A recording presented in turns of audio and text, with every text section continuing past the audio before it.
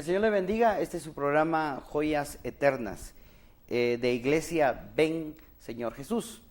Y el día de hoy pues queremos compartir la palabra del Señor con ustedes. Pastor, ¿cómo está? Dios le bendiga. Bien, gracias a Dios. Bendito sea el nombre del Señor. Pues hoy queremos platicar algo acerca de uno de las partes del tabernáculo de Moisés, que es el candelero de oro. ¿Por qué razón iniciamos con el candelero de oro? Porque el candelero de oro era el que alumbraba un cierto lugar del tabernáculo de Moisés que pues necesitaba de luz, ¿verdad? El tabernáculo de Moisés tenía 3 compartimientos y en su primera parte, que es el atrio, pues era la luz natural la que alumbraba. Pero luego seguía el lugar santo y el lugar santísimo, y estos 2 lugares estaban cubiertos. En el último lugar, el lugar santísimo, era la luz de Dios la que alumbraba. Pero en el compartimiento del centro había un lugar que se llamaba lugar santo, en donde habían elementos a ministrar. Pero ahí tampoco había luz. Y la luz que alumbraba era la luz del candelero de oro, ¿verdad? Entonces, si en el lugar, en el atrio, no había luz, pues era por naturaleza, ¿verdad? Porque tal vez había oscuridad, pues era de noche, pues bueno, pero no era ningún No problema. dependía del hombre. Todo no dependía del hombre. En el lugar santísimo, la luz de Dios era la que estaba, no dependía tampoco del hombre, ¿verdad? Pero en el lugar santo, si no había luz, sí era culpa del hombre. Claro. ¿Verdad? Porque era el sacerdote que tenía que oficiar esto. Entonces, el lugar santo es figura de nuestra alma. Y en eso, ahí quiero empezar, pastor, haciéndole la pregunta, ¿verdad? Nuestra alma debe alumbrar. ¿Qué dice la palabra de Dios acerca de ser luz? ¿Y cómo es que podemos nosotros ser luz? ¿Es encendiendo una lámpara, poniéndonos una luz nosotros? ¿O a qué se refiere el ser luz o alumbrar en este lugar? Bueno, hermano, la verdad que muy interesante la introducción y el tema que quiere tocar, porque la verdad que Jesús fue muy claro cuando hizo la figura de la iglesia como el candelero que alumbra. Él dijo que nadie enciende un candelero para esconderlo, sino para ponerlo en alto y que la luz de ese candelero alumbre. Y eso habló diciendo que cada candelero era cada uno de nosotros, los que somos miembros de la iglesia de Cristo. Luego entonces nuestra función es alumbrar. O sea, hay una luz natural, como usted bien lo dijo, que no depende del hombre, sino depende de la naturaleza. Hay otra luz que depende de Dios, que es la Shekinah, que estaba en el lugar santísimo. Pero hay una luz en el tabernáculo que sí era responsabilidad del hombre mantener alumbrado ese lugar o mantenerlo en tinieblas. Para esto había que darle un mantenimiento a ese candelero en la mañana y por la tarde. Es decir, que cuando se presentaba el incienso, de una vez se aprovechaba para renovar las mechas que habían en el candelero y para renovar el aceite que mantenía el candelero encendido.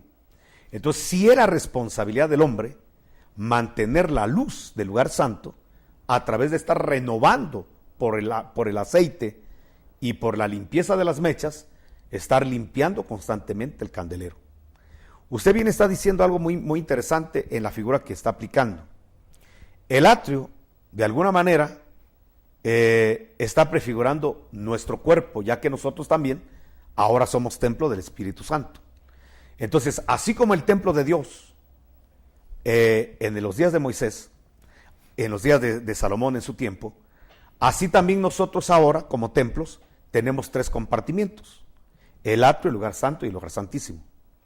Cuando hablamos del atrio, estamos hablando en nosotros, que somos templos vivos del Señor, está hablando de nuestra parte física, nuestro cuerpo. Cuando habla del lugar santo, está haciendo una figura de nuestras almas, y cuando habla del lugar santísimo, está hablando de nuestro espíritu. Si recordamos la palabra de Pablo, el cuerpo, según Corintios 6, tanto el cuerpo como el espíritu le corresponden a Dios. De hecho, dice que nosotros tenemos que glorificar a Dios en nuestros cuerpos y en sus espíritus, los cuales son de Dios. O sea que el cuerpo ya es propiedad de Dios, y también el espíritu ya es propiedad de Dios. Pero Pablo, que sabía muy bien de que nosotros no somos cuerpo y espíritu, que no somos duales sino trinos, porque fuimos creados a semejanza de Dios, entonces también tenemos alma. ¿Por qué Pablo, que conoce perfectamente bien la parte del alma y la ministra constantemente, por qué Pablo obvia y dice que solo el cuerpo y el espíritu son de Dios?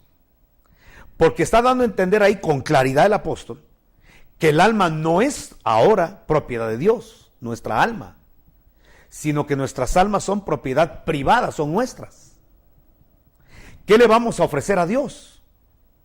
El cuerpo y el alma ya son de Él. Lo que podemos ofrecerle es nuestra alma, porque esa nos la dieron a nosotros para administrarla, para hacer una regencia de ella.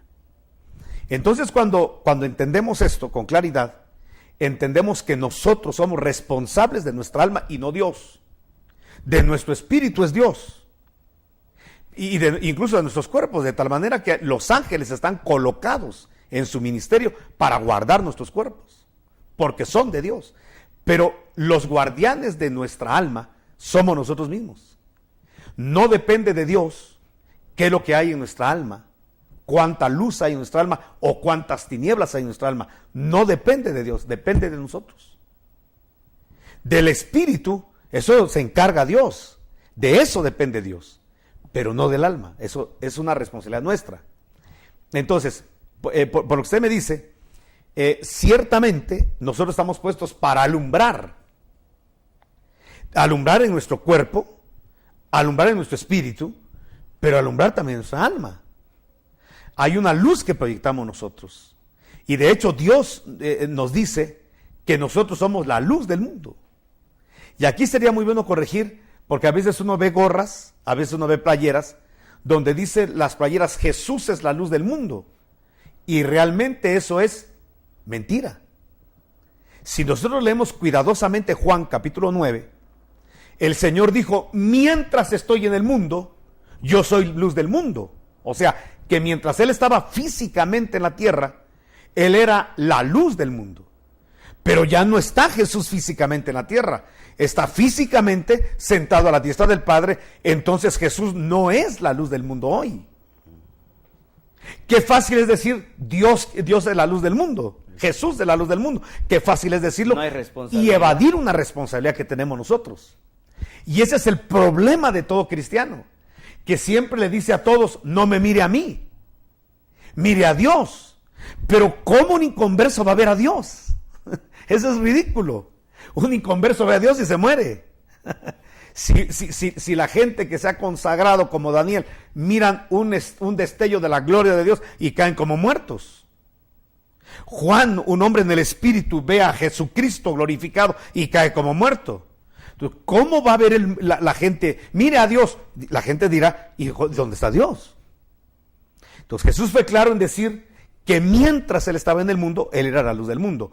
Y más adelante le habla a sus discípulos y les dice: vosotros sois la luz del mundo. O sea que los encargados de proyectar la luz de Dios hoy en la tierra no es Cristo Jesús, que está a la diestra del Padre, sino los que nos quedamos como su cuerpo en la tierra para proyectar esa luz. Entonces nosotros somos los responsables de que haya luz. Ahora, ¿cómo voy a alumbrar yo al mundo si mi alma está en tinieblas? Entonces partamos de esto. Para yo poder proyectarle luz al mundo, yo tengo que tener la luz de Dios adentro. Yo tengo que tener la unción del Espíritu Santo y desde luego echar fuera las tinieblas. Y cuando hablo de echar fuera las tinieblas del alma, pues las tinieblas del alma estamos hablando de rencores, de resentimientos, de complejos, de amargura, de tristeza, de luto, de dolor, de miedo, de temores, de ansiedades. Entonces, todo eso tenemos que eliminarlo. Pero nota, no es Dios. Somos nosotros los responsables. A veces oramos tan mal que decimos, Señor, quita las tinieblas de mi alma. Y el Señor dirá, yo te dejé las herramientas para que tú saques las tinieblas. A veces le decimos al Señor, cámbiame, Señor. Y el Señor gritará desde el cielo, momentito, yo no te voy a cambiar. Ya te dejé las herramientas, mi sangre, mi gracia, mi misericordia, mi palabra, mi Espíritu Santo, mi revelación, los dones, los ministerios, la imposición de manos, el bautismo en agua, el bautismo con el Espíritu Santo. Te he dado tantas herramientas para que tú cambies, porque yo no voy a ir a cambiarte. Quien tiene que cambiarse eres tú. Y para eso ya te dejé todo provisto para que puedas hacerlo y lo puedas lograr. Entonces, a veces le echamos las responsabilidades a Dios de lo que son nuestras responsabilidades. Claro, si no fuera por las herramientas de Dios, como las estoy mencionando, el hombre no podría cambiarse a sí mismo. ¿Cómo puede el hombre sacar todas esas tinieblas?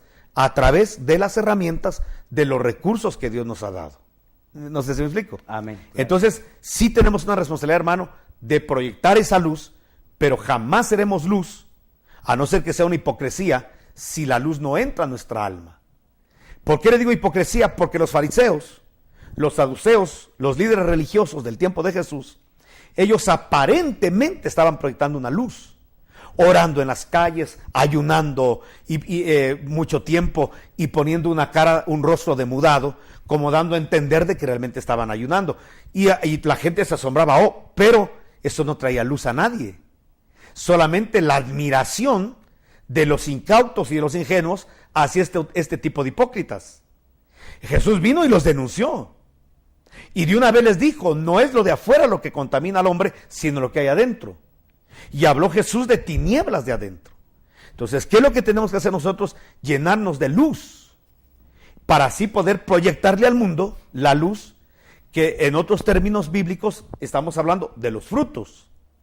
Cuando hablamos de dar luz, ¿de qué estamos hablando? De los frutos, de lo que la gente tiene que ver en nosotros. Porque se supone somos los representantes, los embajadores, el cuerpo, la luz del mundo, la sal de la tierra. Entonces, algo tiene que ver la gente en nosotros que no lo está viendo en una persona que no tiene esa luz interna. Pero si al final va a haber lo mismo, vamos a decirlo de esta manera, en la persona que no tiene una relación con Dios, que los que decimos tener una relación con Dios, entonces realmente ahí no hay congruencia. Debe haber una diferencia donde la gente diga, este tiene algo diferente, esta persona tiene algo diferente, que los que están en las universidades cristianos, están en institutos, colegios, en lugares donde laboran, en lugares donde viven, la gente diga, es que este tiene algo especial. Claro. La forma de saludar, entonces ya vienen los frutos de nuestra alma. No sé si me... Amén, amén, así es. Pues es interesante, ¿verdad? Porque este candelero en Éxodo 25:31, que es donde el Señor muestra cómo debe ser, dice que es de oro puro, ¿verdad? Creo que era el único utensilio que era estrictamente de oro puro. Ni el arca del pacto. Ni el arca del pacto. El arca del pacto, que es el mobiliario más importante, era de madera de acacia, forrado por dentro y por fuera de oro. Pero el candelero de oro sí era de totalmente oro puro. Ahí no había madera, no había ningún elemento más que divinidad. Y entonces cuando el Señor muestra, ¿verdad? Dice, le pondrás 6 brazos y una caña central, o sea que hacen un total de 7 lámparas, ¿verdad? Ajá. Y también le instruye a que ponga figuras, ¿verdad? Figuras del mismo material, digamos, como era de una sola pieza, de flores, manzanas y almendros, ¿verdad? Y esto nos habla, como usted decía, del fruto, ¿verdad? Ahí nos da la claridad de que esa luz debe ser en frutos. Curiosamente, en la epístola en la segunda epístola del apóstol Pedro, que era una persona incluso hasta un poco agresiva, ¿verdad? Pues su carácter era lo que él tenía un poquito, era muy, ¿cómo le diría? Muy particular en su carácter, ¿verdad? Al extremo que un día agarra una espada y le corta la oreja a una persona. Él habla en su segunda epístola, en el capítulo 1, en el verso 3, y dice lo siguiente. Dice, como todas las cosas que pertenecen a la vida y a la piedad, nos han sido dadas por su divino poder, mediante el conocimiento de aquel que nos llamó por su gloria y excelencia, por medio de los cuales nos ha dado preciosas y grandísimas promesas, para que por ellas llegases a ser partícipes de la naturaleza divina, habiendo huido de la corrupción que hay en el mundo a causa de la concupiscencia. Vosotros también, poniendo toda diligencia, por esto mismo, añadid, dice, a vuestra fe, virtud, a la virtud, conocimiento, al conocimiento, dominio propio, al dominio propio, paciencia, a la paciencia, piedad, a la piedad, afecto fraternal, y al afecto fraternal, amor. Porque si estas cosas están en vosotros y abundan, no os dejarán ociosos ni sin fruto en cuanto al conocimiento de nuestro Señor Jesucristo. O sea, lo que está diciendo es que esto es un fruto y que hay que añadirlo. Entonces, como le decía, curiosamente son también siete actitudes que van a formar un carácter. Podríamos hablar de estas 7 cosas que son, yo podría decir, son las 7 lámparas que hay que encender para poder alumbrar y dar mucho fruto. La verdad que es muy interesante lo que usted acaba de leer y desde luego la pregunta es afirmativo, ¿va? Cuando hablamos de lo que hay que añadirle a nuestra fe, Pedro menciona 7 virtudes que bien pueden simbolizar las 7 lámparas que alumbraban el candelero. Entonces, en la primera que tiene usted en la lista es añadida a la fe, virtud. Bueno, entonces a nuestra fe tenemos que añadirle virtud. Vamos a hablar un poquito de la fe. Ahí está hablando de la fe salvadora, de la fe que nos activan en el momento en que nosotros creemos en Jesucristo como Señor y Salvador. Es el momento en el cual el Espíritu Santo nos revela quién es Jesucristo, la necesidad que tiene nuestra vida de la persona del Señor Jesucristo. Ahí nos revelan, el Espíritu Santo nos revela la importancia de que Él haya ido a la cruz del Calvario y la necesidad que yo tengo de ese sacrificio, la necesidad que yo tengo de ese perdón, de esa sangre que limpia, la necesidad que tengo de que ese cordero me cubra, me sustituya para reconciliarme con Dios. Cuando yo tengo esa fe que me salva, que prácticamente me abre la puerta para poder recibir a Jesucristo como Señor y Salvador, en ese momento la persona se establece en la salvación. La Biblia dice que lo que creemos en el corazón y confesamos con la boca de que Jesús es el Señor, eso nos convierte en personas salvas. Juan 1:12 dice que los que han recibido a Jesucristo como Señor y Salvador y creen en su nombre, les dan la potestad de ser llamados hijos de Dios. Entonces nosotros somos ya hijos de Dios por la fe. La fe es la que nos salva. Un versículo más, Romanos dice que somos salvos por la fe y no por obras. Bueno, entonces los que ya tenemos la fe, que recibimos el regalo de Dios de la salvación, podemos decir que a esto ahora hay que añadirle la virtud. ¿Qué es la virtud? La virtud es el poder.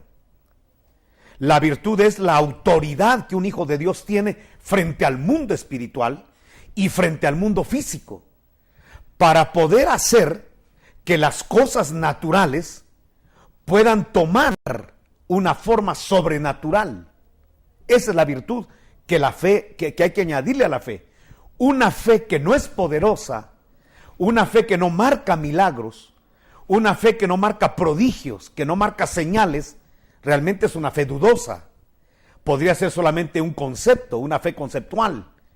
Pero la verdadera fe hace descender el poder de Dios.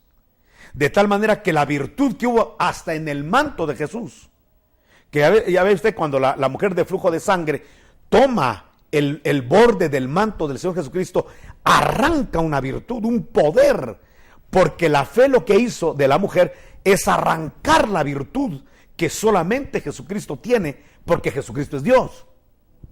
Entonces, cuando nosotros decimos que tenemos fe en Jesucristo, tenemos que añadirle a esa fe la virtud, como se le añadió esa mujer, que no solo se fue a su casa creyendo Jesús es sanador, sino quiso que ese sanador aplicara su poder en su necesidad. Una cosa es que nosotros sepamos que Jesús es sanador, y otra cosa es que permitamos por la fe que ese virtuoso Jesucristo me sane a mí. Y eso, por eso la Biblia es muy clara. Si tienes fe de que Él es poderoso, bueno, añádele a esa fe las evidencias de que crees en el poder de Dios, las evidencias de que crees en ese poder de Jesucristo. Y entonces, al añadir la virtud, lo que hacemos nosotros es que la fe, que es creer en lo que no se ve, se vuelve tangible. La virtud es hacer visible lo invisible de Dios. Cuando decimos vamos a añadir virtud, es que si yo creo que Él es proveedor, bueno, me va a proveer a mí. Así es. Si yo creo que Él es sanador, me va a sanar a mí. Si yo creo que Él es protector, me va a proteger a mí. Entonces, si yo creo que Él es Jehová de los ejércitos, entonces va a mover sus ejércitos a favor de mí. Eso es traer al mundo que vivimos presente, poder traer el poder de Dios, añadirle a nuestra fe la virtud, para que la gente vea que nuestro evangelio no es solamente conceptual, no es un evangelio mental, no es un credo, sino que lo que tenemos es un Dios vivo, un Dios real, que cuando hay algo que en la vía natural no se puede arreglar, podemos hacer descender su poder, su virtud, para que eso que en la vía natural no se puede arreglar, se pueda arreglar, de tal manera que podemos ver milagros en enfermos, y podemos ver milagros en gente amarrada por el diablo, en drogas, en alcoholismo, en tabaquismo o en cualquier forma de atadura, y poder ser liberado. Gente que es atormentada por demonios, poder ser totalmente liberada, porque a nuestra fe le estamos añadiendo virtud. Entonces, ¿cómo va a ver la gente nuestra fe que es invisible? Entonces, vamos a alumbrar al mundo a través de la virtud. Y vamos, si no, la vía sobrenatural llama la atención. Podemos, a través de añadirle a la fe la virtud, poder alumbrar al mundo a través de los poderes del siglo venidero, pero traerlos al siglo presente. No sé si me... Amén, amén.